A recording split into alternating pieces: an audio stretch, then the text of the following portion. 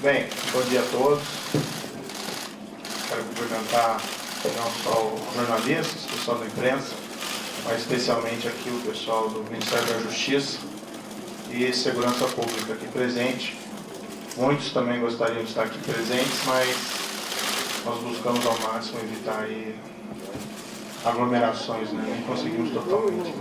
Baixa, porra! Enfim. Primeiro eu queria lamentar a realização dessa...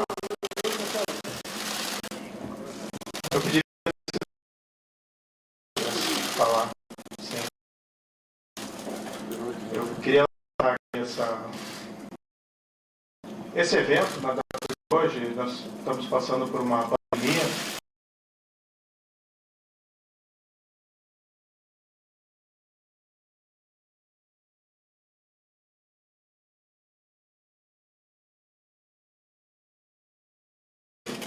Tendo que realizar esse evento, que é o máximo. Pública fala as primeiras palavras, cumprimentou as pessoas presentes, jornalistas, funcionários do Ministério da Justiça e da Segurança Pública, a polêmica em torno da exoneração do diretor da Polícia Federal, que seria um homem de confiança, é um homem de confiança do ministro Sérgio Moro. Vamos retomar o contato?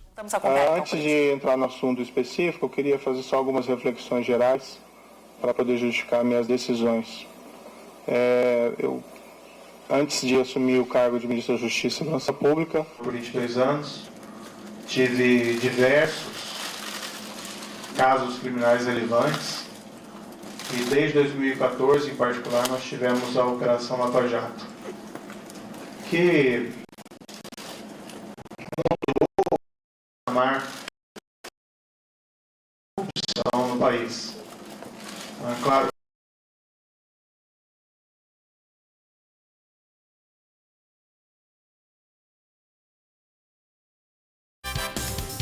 difícil hoje, né? Difícil como a situação do país, podemos dizer assim. O ministro segue fazendo agora um breve resumo da carreira pré-Ministério da Justiça e de Segurança Pública, falando da carreira dele enquanto juiz, falando um pouquinho da Operação Lava Jato. Vamos ver se a gente conseguiu retomar agora. Desde 2014, né, na Lava Jato, a gente sempre tinha uma preocupação constante de uma interferência do Executivo nos trabalhos da investigação, e isso poderia ser feito de diversas formas: troca do diretor-geral, se não houvesse causa, troca do superintendente. Tivemos, no início da Lava Jato, o superintendente Rosalvo Ferreira, convidei aqui para o Ministério, fazendo um grande trabalho. Depois foi sucedido pelo superintendente Valeixo, né, também nomeado diretor-geral da Polícia Federal, fazendo também um grande trabalho. Houve essa substituição, mas essa substituição na época foi pela aposentadoria, né, do Dr. Rosalvo. E, enfim, foi garantida a autonomia da Polícia Federal, né, durante esses trabalhos lá de investigação. É certo que o governo da época tinha inúmeros defeitos, né, aqueles crimes gigantescos de corrupção que aconteceram naquela época, mas foi fundamental a manutenção da autonomia da PF para que fosse possível realizar esse trabalho, seja de bom grado ou seja pela pressão da sociedade. Essa autonomia foi mantida, isso permitiu que os resultados fossem alcançados. Isso é até um ilustrativo, né, da importância de garantir Estado de Direito, Rule of Law, autonomia das instituições de controle e de investigação. Lembrando aqui até um episódio que num domingo qualquer, durante aquelas investigações, lembro que foi até o superintendente, Maurício Valeixo, que recebeu uma ordem de soltura ilegal do presidente Luiz Inácio Lula da Silva, então condenado por corrupção, preso. Essa ordem emitida por um juiz incompetente, depois isso foi reconhecido nas demais instâncias. Foi graças à autonomia dele e ao sentimento da necessidade de cumprir o dever que ele comunicou às autoridades judiciárias e foi possível rever essa ordem de prisão ilegal antes que ela fosse executada, a demonstrar o empenho dessas autoridades e da importância da autonomia das organizações de controle.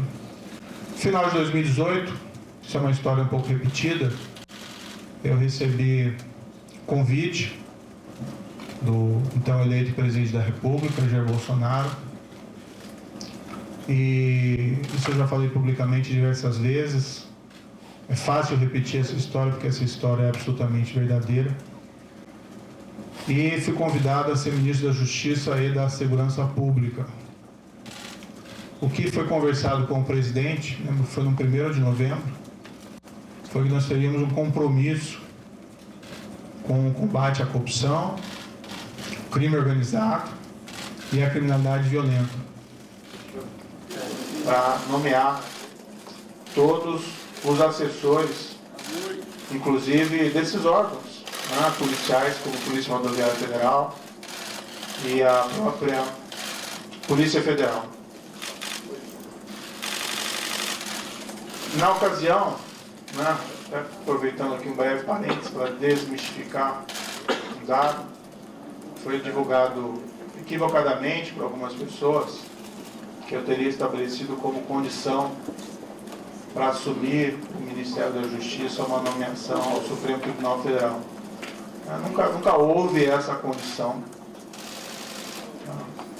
até porque seria algo de aceitar um cargo de ministro da Justiça pensando em outro. Isso não é da minha natureza. Eu realmente assumi esse cargo, fui criticado, entendo essas críticas, mas a ideia era realmente buscar um nível de formulador de políticas públicas aqui numa alta posição do Executivo, de aprofundar o combate à corrupção e levar esse maior efetividade em relação também à criminalidade violenta, ao crime organizado. Tem uma única condição que eu coloquei, não ia revelar, mas agora isso acho que não faz mais sentido, manter o segredo. Isso pode ser confirmado tanto pelo presidente como general Heleno. Eu disse que, como eu estava abandonando 22 anos da magistratura, contribuí 22 anos para a Previdência e perdia, saindo da magistratura, essa Previdência. Pedi apenas, já que nós íamos ser firmes contra a criminalidade, especialmente a criminalidade organizada, que é muito poderosa, que se algo me acontecesse, pedi que a minha família não ficasse desamparada sem uma pensão. Foi a única condição que eu coloquei para assumir essa posição específica no Ministério da Justiça. Permito-me aqui dizer que o presidente concordou com esse compromisso, nem foi uma condição, o combate à corrupção, à criminalidade violenta, à criminalidade organizada. Falou até publicamente que me daria a carta branca.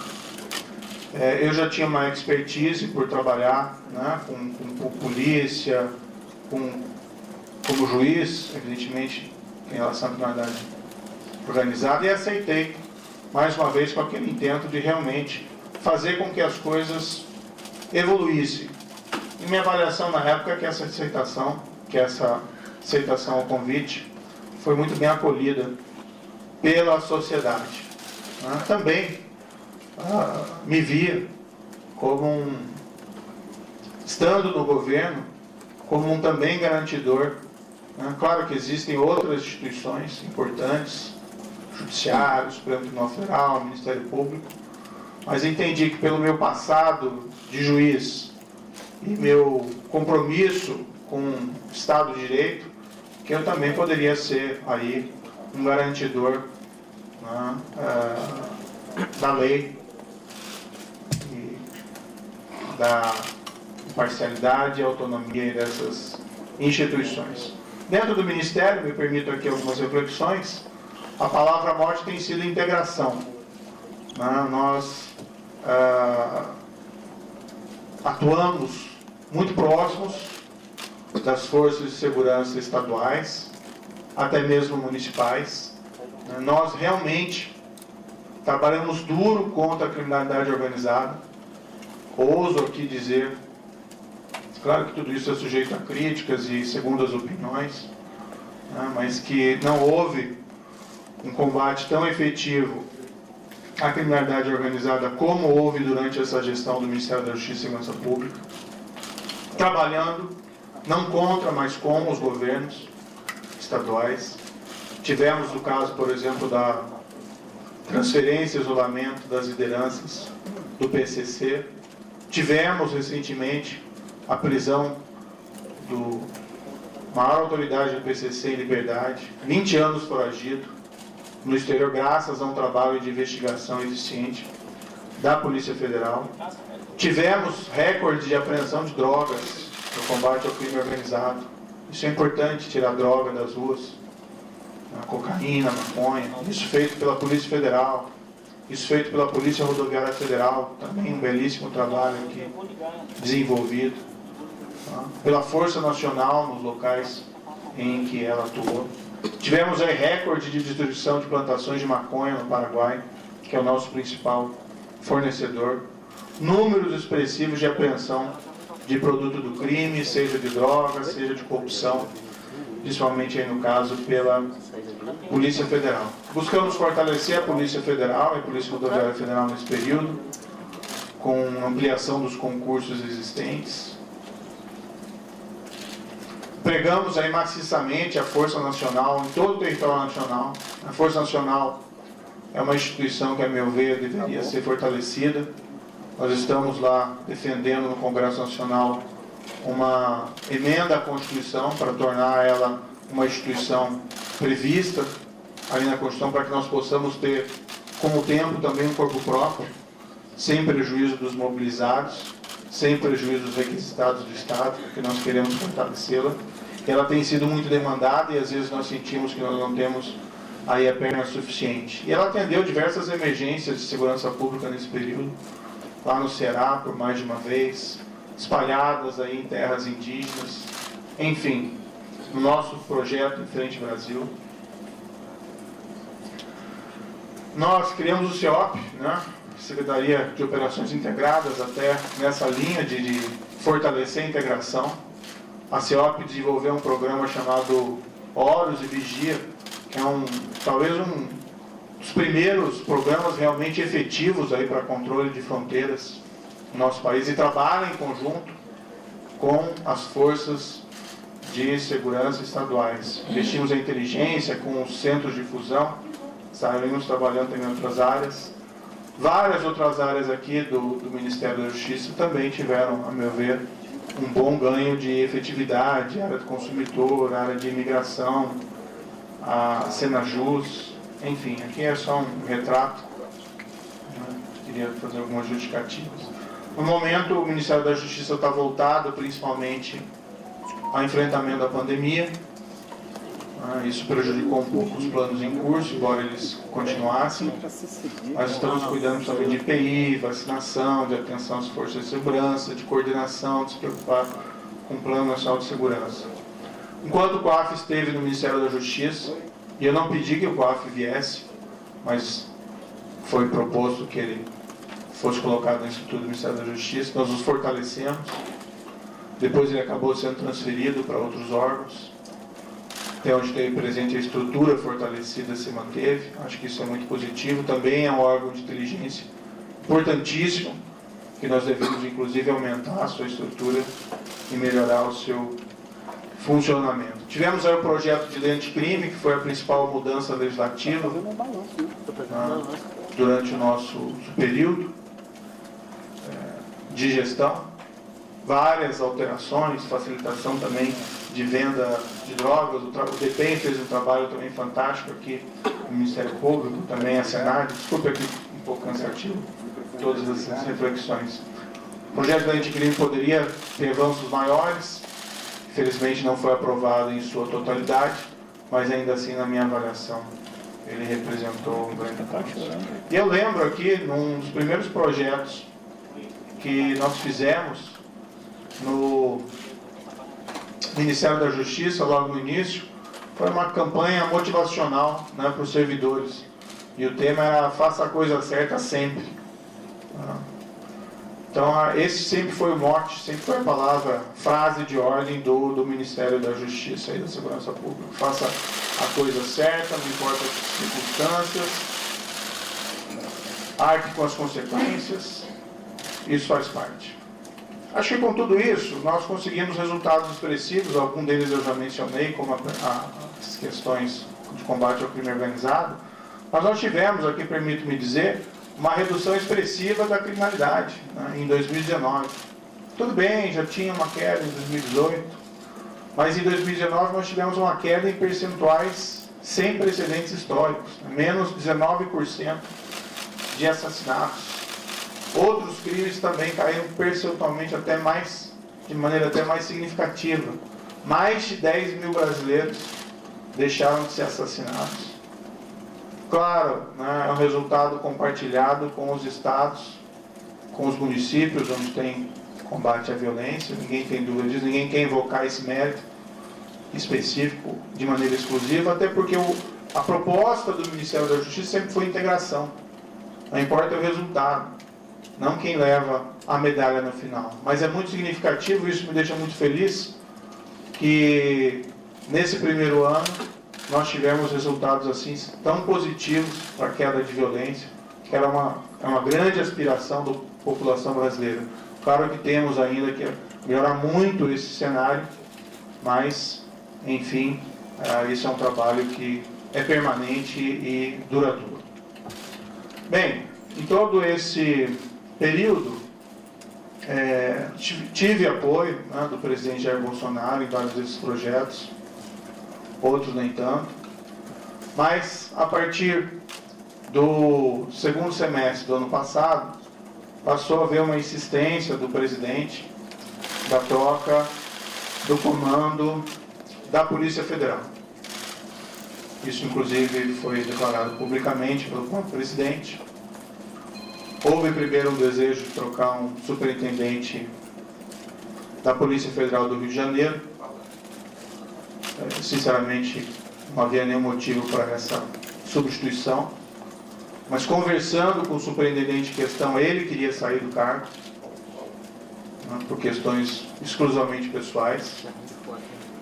Então, nesse cenário, acabamos concordando, eu e o diretor-geral, em promover essa troca, com uma substituição técnica, com uma substituição de um indicado pela polícia. Agora, tem que fazer uma referência bastante rápida, né? Eu não indico superintendentes da Polícia Federal. Tá? A única pessoa que eu indiquei na Polícia Federal foi o diretor, o Maurício Valejo. Não é meu papel fazer indicações aí de superintendentes. E assim tem sido no Ministério como um todo. Eu sempre tenho solicitado, dado autonomia, né, ao pessoal que trabalha comigo, a palavra certa não é subordinado, é equipe, para que eles façam as melhores escolhas, né? Assim se valoriza aí os subordinados, desculpa, a equipe, e as escolhas técnicas. Eu tinha notícia quando eu assumi aqui o Ministério da Justiça, de que pelo menos havia rumores de que a Polícia Rodoviária Federal tinha algumas superintendências indicações políticas. Eu escolhi o diretor-geral, Adriano Furtado, está aqui presente. Ele pode ser testemunhar o que eu disse para ele na ocasião, que eu falei, escolha tecnicamente. Né? O que não é aceitável de maneira nenhuma são essas indicações políticas. Claro que às vezes existem indicações positivas, mas quando se começa a preencher esses cargos técnicos, principalmente de polícia, por questões político-partidárias, realmente o resultado não é bom para a corporação, inclusive. O presidente, no entanto, passou a insistir também na troca do diretor-geral. O que eu sempre disse ao presidente? Presidente, eu não tenho nenhum problema em trocar o diretor-geral da Polícia Federal, mas eu preciso de uma causa. E uma causa normalmente relacionada a uma insuficiência de desempenho, um erro grave No entanto, que eu vi, né, durante todo esse período, e até pelo histórico do próprio diretor-geral, que é um trabalho bem feito. Né? Várias dessas operações importantes, combate ao crime organizado, operações também de combate à corrupção que foram relevantes, poderiam ter até mais operações, né? Mas normalmente essas operações elas maturam durante algum tempo. E ano passado, em particular, nós ficamos aí 4 meses sem poder movimentar inquéritos envolvendo lavagem de dinheiro, né, por uma decisão judicial. Isso também prejudicou um pouco os trabalhos. Mas o trabalho vinha sendo feito e até a queda dessas estatísticas criminais é um indicador relevante de que o trabalho estava sendo positivo.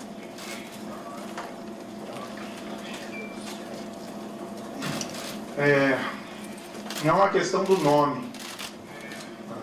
Tem outros bons nomes para assumir o cargo de diretor da Polícia Federal. Há outros delegados igualmente competentes. O grande problema de realizar essa troca, primeiro, haveria uma violação de uma promessa que me foi feita inicialmente, que eu teria carta branca. Em segundo lugar, não haveria uma causa para essa substituição. E estaria claro que estaria havendo ali uma interferência política na Polícia Federal, o que gera um abalo na credibilidade.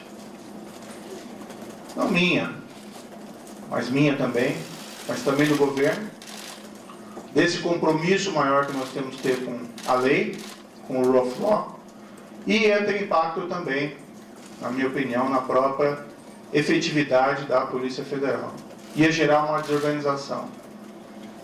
Não aconteceu durante a Lava Jato, a despeito de todos os problemas de corrupção dos governos anteriores. Houve até um episódio em que foi nomeado um diretor no passado com o intuito de interferência política e não deu certo, ficou pouco mais de 3 meses. A própria instituição rejeitou essa possibilidade. E o problema que nas conversas com o presidente, e isso ele me disse expressamente, que não é só troca do diretor-geral. Né? Haveria também intenção de trocar superintendentes, novamente o superintendente do Rio de Janeiro, outros superintendentes provavelmente viriam em seguida, a superintendente da Polícia Federal de Pernambuco, sem que fosse me apresentado uma razão, uma causa para realizar esses tipos de substituições que fossem aceitáveis. Dialoguei muito tempo com o presidente, busquei postergar essa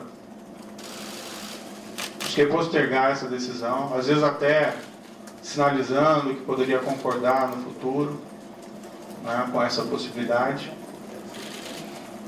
E até no primeiro momento pensando, não, de repente pode ser feito, pode ser alterado, mas cada vez mais me veio a sinalização de que seria um grande equívoco realizar essa substituição. Ontem, eu conversei com o presidente, houve essa insistência do presidente, falei ao presidente que seria uma interferência política, ele disse que seria mesmo. Falei que isso teria um impacto para todos, que seria negativo, mas para evitar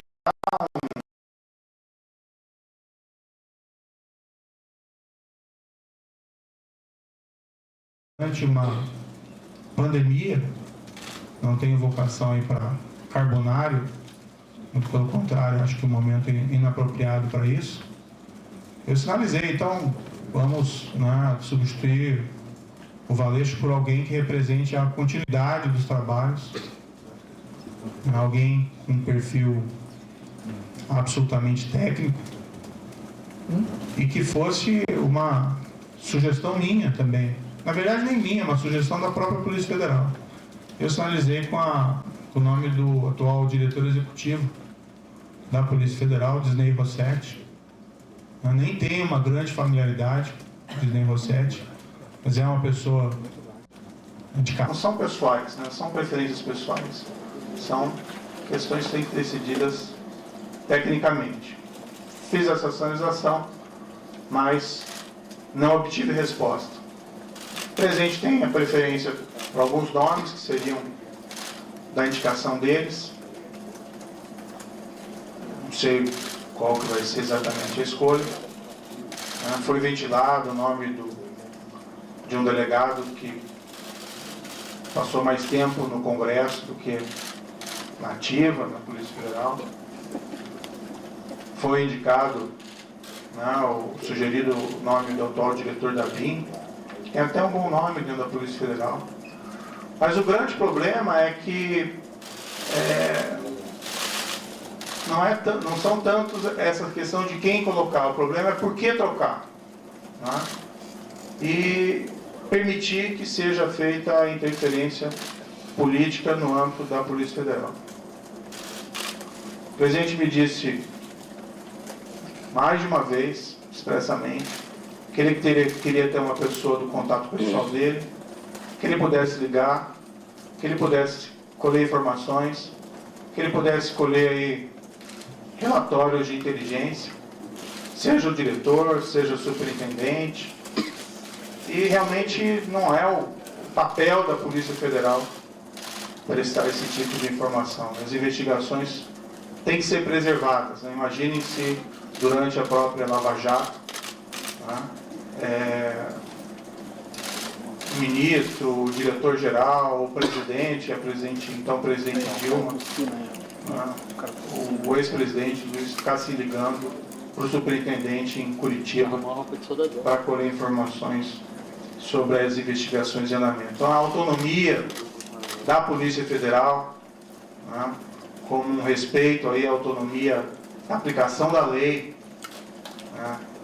seja a quem for, isso é um valor fundamental que nós temos que preservar dentro de um Estado de Direito.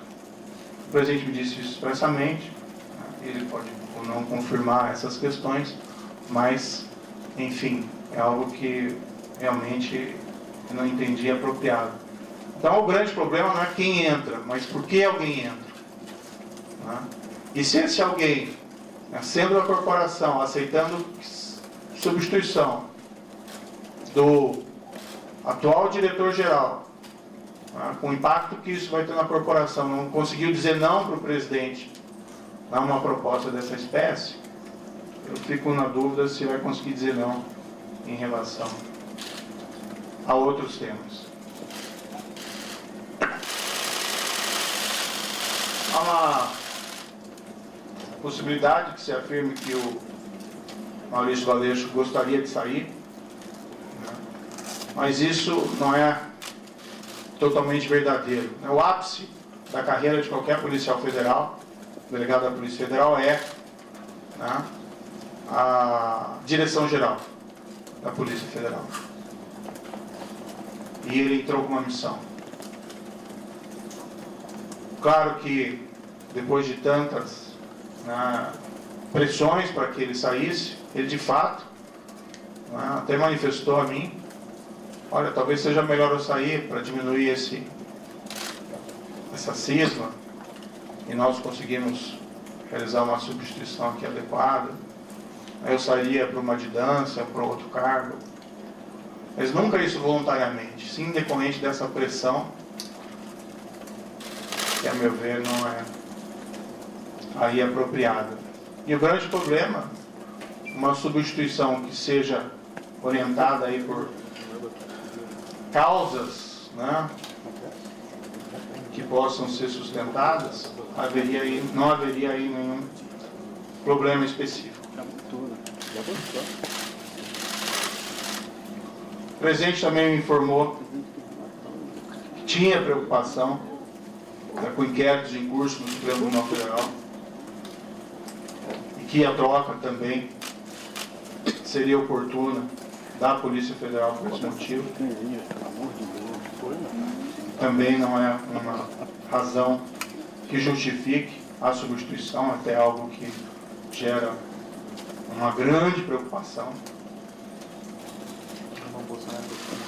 Enfim, eu, né, sinto que eu tenho o dever de tentar proteger a instituição, a Polícia Federal. E por todos esses motivos, ainda busquei uma solução alternativa, né, para tentar evitar aí uma crise política durante uma pandemia. Acho que o foco deveria ser o combate à pandemia, mas entendi que eu não podia aí deixar de lado esse meu compromisso com o Estado de Direito. A exoneração foi publicada, eu fiquei sabendo pelo Diário Oficial, pela madrugada. Eu não assinei esse decreto.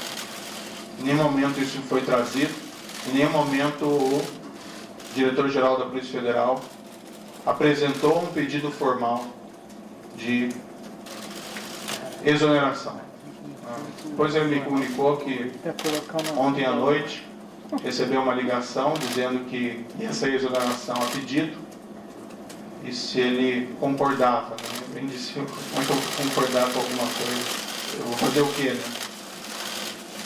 Se ele está sujeito à exoneração a pedido ou à exoneração ex officio. Mas o fato é que não existe nenhum pedido que foi feito de maneira formal. Eu, sinceramente, fui surpreendido. Achei que isso foi ofensivo. Vi que depois a SECOM afirmou que houve essa exoneração a pedido, mas isso, de fato, não é verdadeiro. Para mim, esse último ato também é uma sinalização de que o presidente me quer realmente fora do cargo, não me quer presente aqui dentro do cargo, porque essa precipitação na realização da exoneração não vejo aí muita justificativa. Eu tenho até outras divergências, tive outras divergências com o presidente federal, com o presidente da República durante essa permanência aqui. Tive muitas convergências, mas recebi apoio do presidente em diversas ocasiões importantes, assim como dei apoio ao presidente da República em várias circunstâncias. Tive portuais divergências, mas eu acho que como ministro, né, eu estou numa relação que eu tenho que preservar também a questão da hierarquia. Mas não vou aqui falar dessas outras divergências, isso fica para uma outra ocasião. De todo modo, meu entendimento foi que eu não tinha como aceitar essa substituição. Há uma questão envolvida também da minha biografia como juiz, de respeito à lei, ao Estado de Direito, à impessoalidade, né, no trato das coisas com o governo. E eu vivenciei isso durante a Lava Jato. Seria ali um tiro da Lava Jato se houvesse substituição de delegados, superintendentes naquela ocasião. Então eu não me senti confortável. Tenho que preservar, né, a minha biografia, mas acima de tudo eu tenho que preservar o compromisso, que foi o compromisso que eu assumi inicialmente com o próprio presidente, que nós seríamos aí firmes no combate à corrupção, crime organizado e criminalidade violenta. E um pressuposto necessário para isso, né, é que nós temos que garantir aí o respeito à lei, a própria autonomia da Polícia Federal contra interferências políticas. Certo, o presidente indica, ele tem essa competência, ele indica o diretor-geral, mas ele assumiu um compromisso comigo inicial de que seria uma escolha técnica, que eu faria essa escolha, e o trabalho vem sendo realizado. Poderia ser alterado o diretor-geral, desde que eu tivesse uma causa consistente. Não tendo uma causa consistente e percebendo que essa interferência política pode levar a relações impróprias entre o diretor-geral, entre os superintendentes, com o presidente da República, é algo que realmente eu não posso concordar.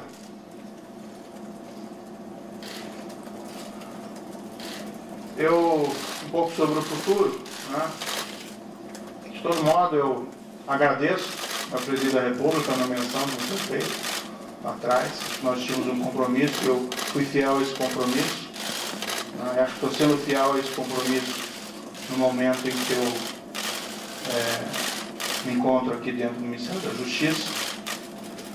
No futuro, eu vou começar a empacotar minhas coisas e vou providenciar aqui o meu encaminhamento da minha carta de demissão.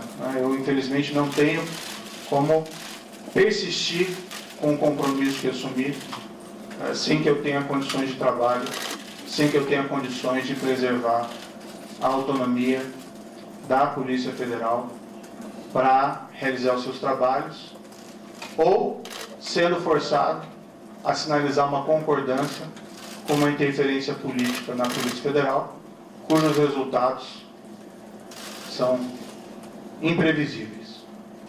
Espero que, independente da minha saída, seja feita a escolha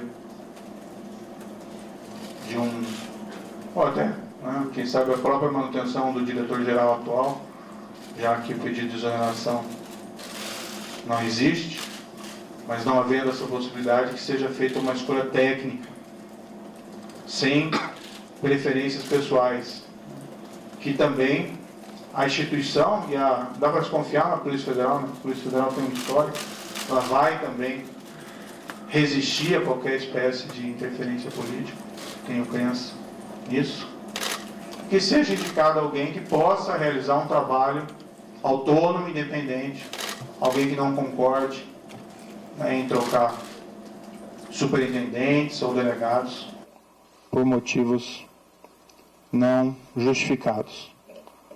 O meu futuro pessoal, após isso, eu abandonei esses 22 anos de magistratura. Infelizmente é um caminho sem volta, mas quando eu assumi, eu sabia dos riscos. Vou descansar um pouco. Nesses 22 anos foram muito trabalho, em especial durante todo esse período Lava Jato, eu praticamente não tive descanso, e nem durante o exercício do cargo de ministro da Justiça e Segurança Pública.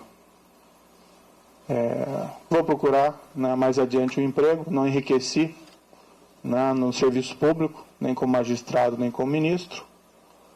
E quero dizer que, independentemente de onde eu esteja, eu sempre vou estar à disposição do país para ajudar, o que quer que seja, se eu puder ajudar nesse período da pandemia com outras atitudes, mas,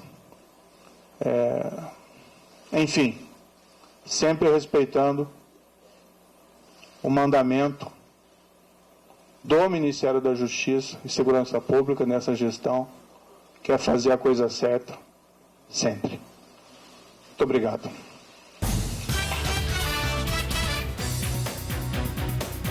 São 11h45, depois de um pronunciamento de 45 minutos, pede demissão, anuncia a saída do cargo o ministro da Justiça e da Segurança Pública, Sérgio Moro, aplaudido no auditório do Ministério da Justiça. Pediu demissão, o estopim foi, como se esperava, o afastamento do diretor-geral da Polícia Federal, Maurício Valeixo, que teria sido exonerado a pedido, e Sérgio Moro disse, enfaticamente, não é verdadeiro esse a pedido não existe. Falou também que o presidente da República o queria realmente fora do cargo.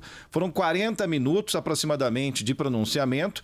Ele começou por volta das 11h05, fazendo saudações, agradecimentos à imprensa, aos funcionários que lá estão, falou dos 22 anos de magistratura, de um balanço. Ele começou fazendo um balanço pré-Ministério da Justiça e Segurança Pública, começou contando sobre a carreira dele, passou pela Lava Jato, evidentemente, e falou sobre as condições para aceitar o cargo de ministro da Justiça e da Segurança Pública do governo, do atual governo que ele está deixando agora. Falou que em nenhuma situação, em nenhum momento, houve uma discussão de cargo versus cargo, ou seja, o que ele quis dizer com isso?